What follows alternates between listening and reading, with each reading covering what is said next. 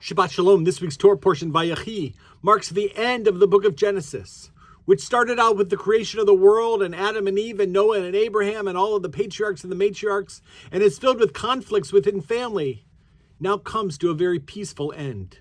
Jacob, reunited with his beloved Joseph, sees his grandsons Ephraim and Manasseh, the only two siblings that get along in the entire Torah, and blesses them. Then on his deathbed, he blesses his 12 sons.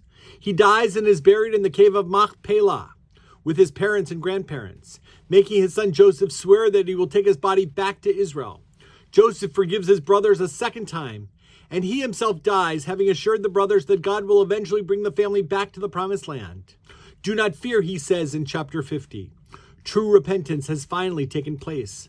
God never speaks directly to Joseph, yet Joseph always refers to God, defers to God, and attributes his success to God. In that way, we are so much like Joseph, who makes the effort to make God part of his life. And yet we're also like Jacob, who may not deserve to have God's reassurance, but receives it anyways.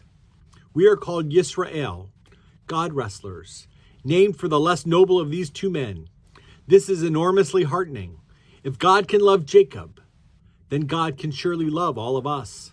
The very name of this portion, Vayechi, means "and he lives."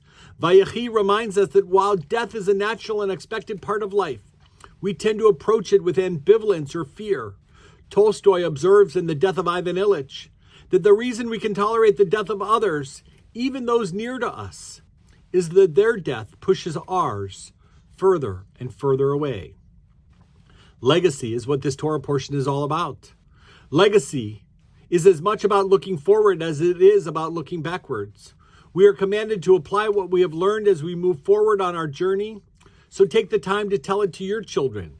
We are all Jacob, we are all Joseph, trying to live in the truth and splendor of who we are, yearning to forgive and to be forgiven, to come to our final moments with the sense of having lived with purpose.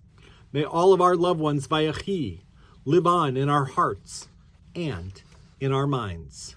Chazak, chazak, v'nitchazek. Be strong, and let us strengthen each other.